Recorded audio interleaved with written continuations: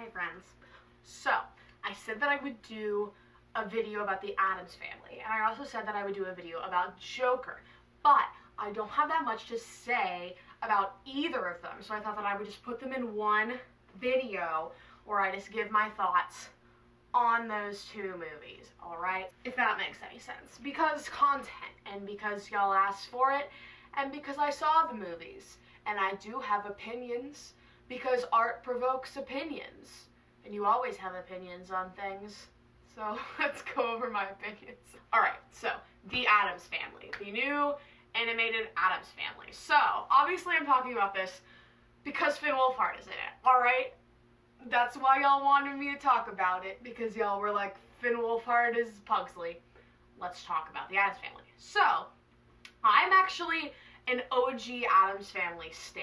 I was in the Addams Family the musical my junior year of high school. The Addams Family brings back traumatic memories for me somewhat, because I was very close to being Wednesday Addams in my production of the Addams Family the musical, which is like the lead role. And I fucked up my callback, and I didn't get it. And so then I didn't end up actually being in the show, because it was a very small cast. And so I ended up doing tech for the show, which is fine. I did tech for a lot of shows. And I got sick for a couple days, and like we had a really harsh director. It was a really toxic environment, to be completely honest. But so basically I was gone for a couple days, and so then like my job that I was doing in tech I could no longer do, so I was moved to curtains. And the curtains for our show were very, very, very complicated. We had like 50 different curtain cues for this show, because we had 2 different layers of curtains, and they all had different like patterns and stuff. And I was doing it all myself, and it was very, very hard and very stressful. I sort of have negative like thoughts about the Addams family because of that. But like I love the Addams Family movies. I love the comics. This animated movie is actually based off of the art style from the comics.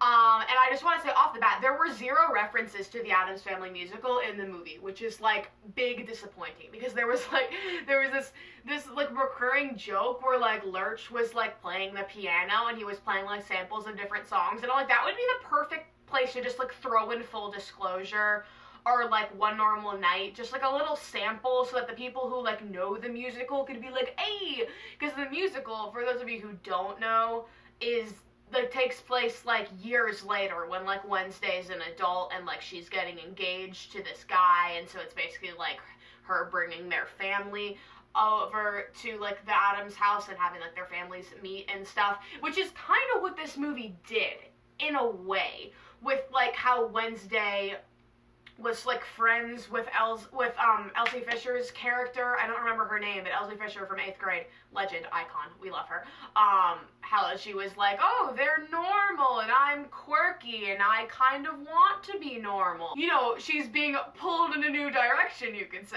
So yeah, and so they did that whole thing of her being like, I'm wearing a pink dress now because I kind of want to be normal, because I sort of realized that we're weird.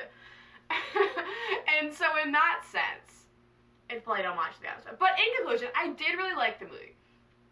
It's not a Pixar film. Like, don't go into it expecting like animated greatness, but it gave me like Hotel Transylvania vibes. So, and like I like Hotel Transylvania a lot. So like if you like Hotel Transylvania, like, you'll like it, because it's just that kind of vibe. I really like the animation style, but, like, we've known, like, what the animation style was and stuff for months, because, like, trailers and stuff, but I really like Morticia's design. I like how her, like, dress has little tentacles. Pugsley's, like, Pugsley.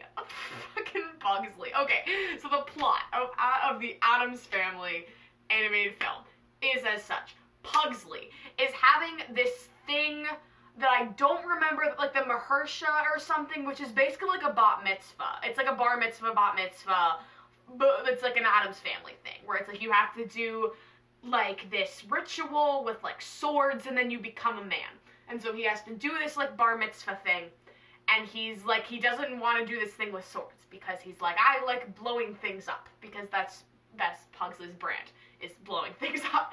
And he's like, I want to blow things up, and his dad's like, no. you gotta perfect the swords. And he's like, okay. And so it's Pugsley having this angsty thing where he's like, oh my god, do this thing. So there's this woman who is voiced by Allison Janney, and she basically like is this like famous interior designer, and she has this like TV like series of TV specials. She like owns the town like where the Addams family lives, and so she like designs all the houses so that they all look like perfect and they're all like in sync and whatever. And basically turns out she's evil, and like has like cameras in everyone's houses so she can like spy on everyone. I don't really know why, to be completely honest, but like basically she's evil, whatever. She has this daughter, and I really don't remember the daughter's name, and I'm sorry, but she's played by Elsie Fisher, so we're just gonna call her Elsie.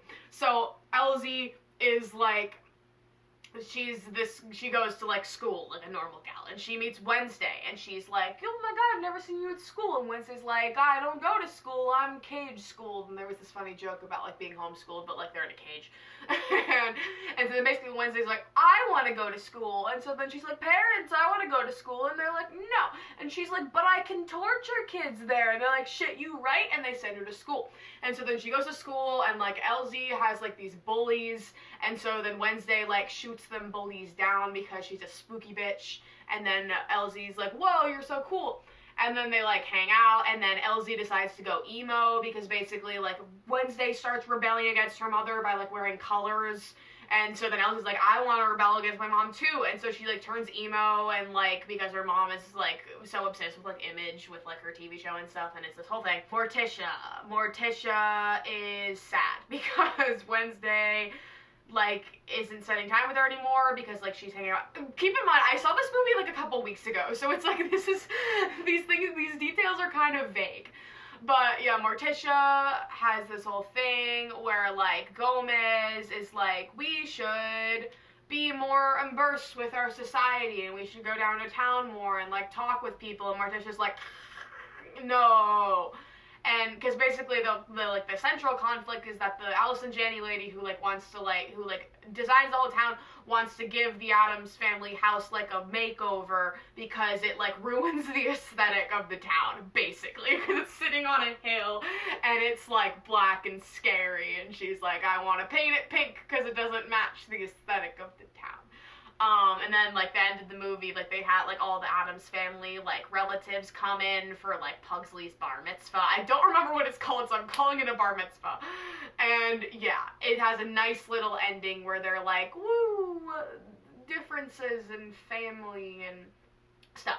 Anyways, so that's the Addams family. I had a good time. I enjoyed it. Thing is, I love the Addams family humor. I think the Addams family humor is very funny. I like how it's like they're like a clear opposite of like what like the average American family is. So it's like they're like a dark version where it's like everything good is bad and everything is opposite, and we like you either get it or you don't. And so it's like I think they had a lot of funny jokes that were just very Addams family jokes. I think the plot was very like simple children's animated movie, but like I didn't go in expecting a Pixar film, so I enjoyed it. I thought it was a good time.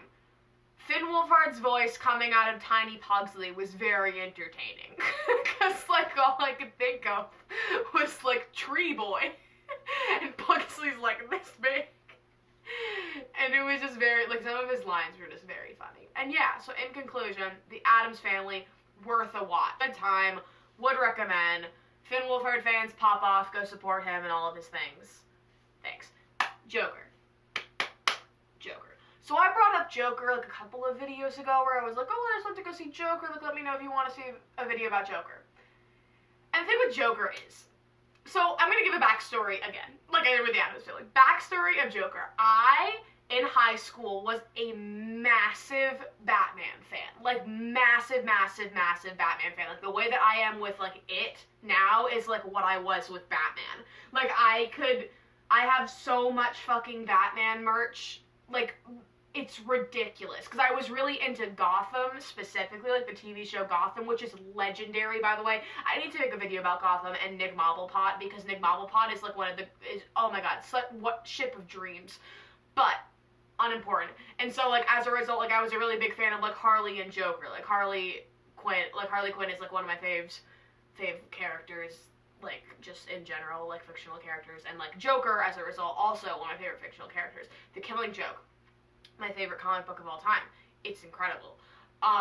Joker is I'm also, like, a very pretentious Joker fan, where, like, I really only fully approve of Mark Hamill's Joker from the 1992 Batman the Animated Series. I also really like Jack Nicholson's Tim Burton 80s Joker by default, because I love The Shining, so I love Jack Nicholson, and I love the Tim Burton Batman movies.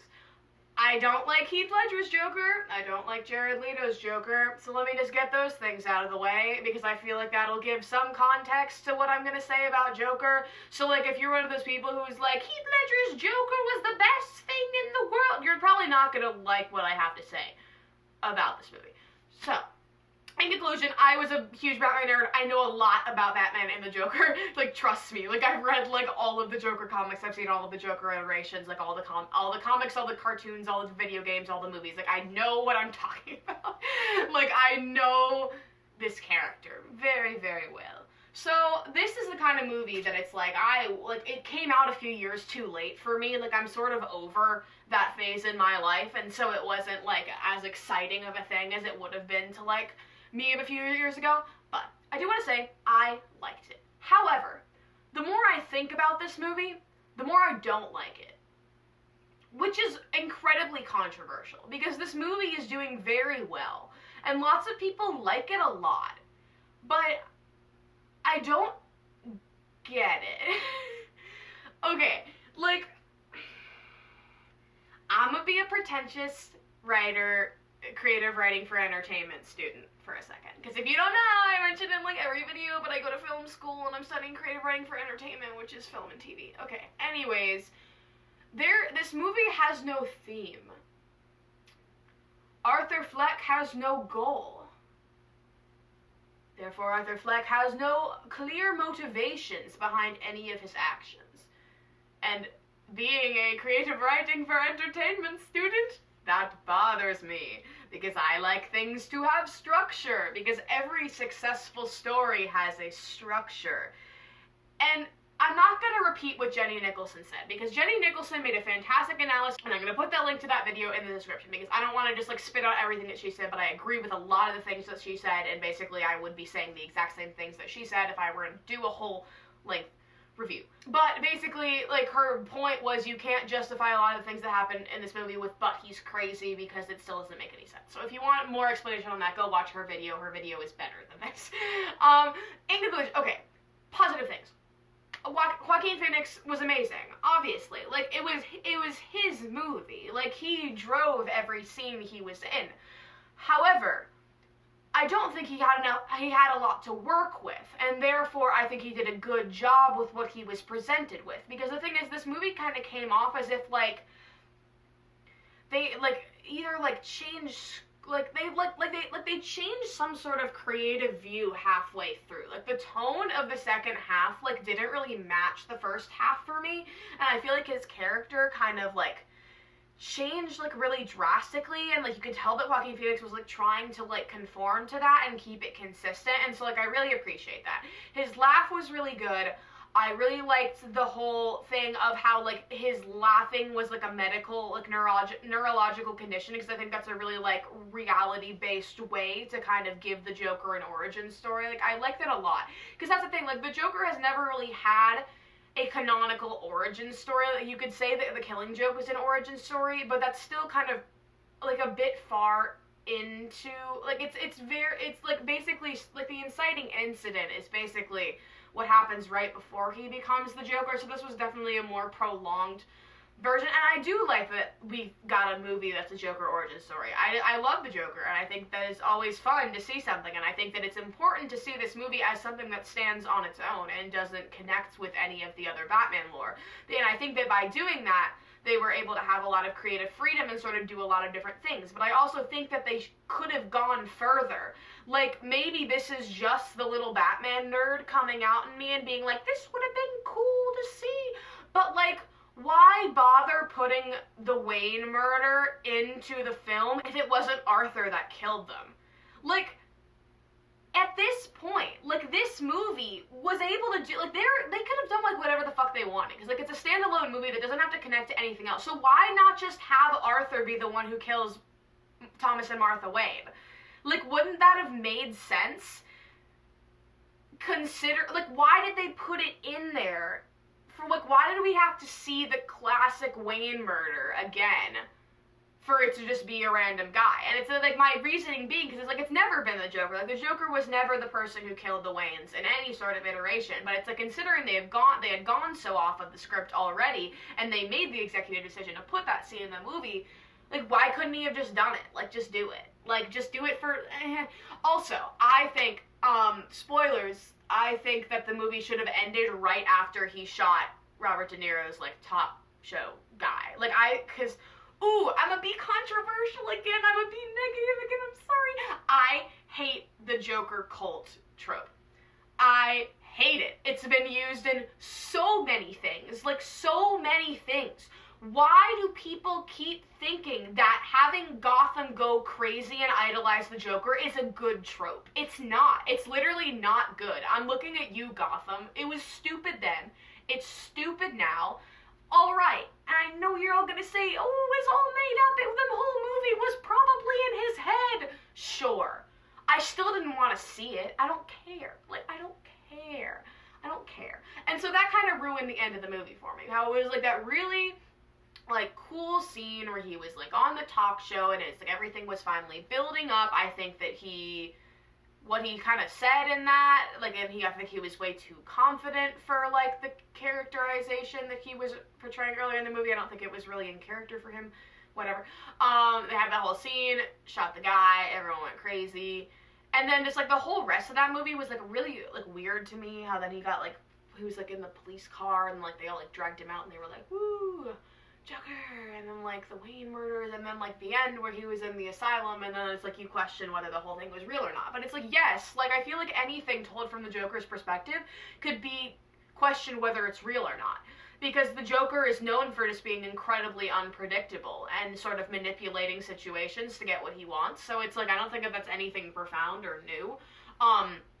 Like, and it's just weird. Like, I just think it's strange, like, the directions that, like, the movie made. Like, I think that, like, the concept of introducing Thomas Wayne, like, as Arthur's father, I was like, that's, like, cool, ballsy, and, like, it wasn't true.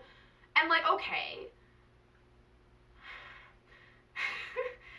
Like, I don't even, just, like, none of it really makes sense to me. And I feel like a lot of people are gonna, like, get mad, because they're gonna be like, oh, this movie's so good. And, like, yes, it's good. It is entertaining. It's a good movie. But is it a film? It is not a film. Basically, people are, like, jerking off this movie and saying it's, like, the best thing in the world, and it's not. It's good. It's worth a watch. Go watch it. Joaquin Phoenix was really good. I think he should get an Oscar nomination. I think there were some good scenes. I think it was entertaining and I had a fun time. But people need to chill. Because it, like, if you think that this is, like, the best movie ever, like, watch more movies. Like, you know what I'm saying? Like, I have this, like, pretentious thing that I say, where I'm like, there's a difference between a movie and a film. And this was a movie that was trying to be a film. And I appreciate the effort. I had a fun time. But I give it, like, a 3. Like, a 3.5. So that's my tea. That's my hot take. Go attack me in the comments. Tell me how much of an idiot I am and how I have no taste because I didn't love the Joker. Okay. Anyways, thank you for watching this video. What did you think of either of these movies if you saw them? Comment, like, and subscribe. Press the notification bell because I don't have an uploading schedule, and if you want to know when I upload a video, that's the way to go. Boreo and Ready videos coming soon. Back to your regularly scheduled programming, but I thought that I would make this.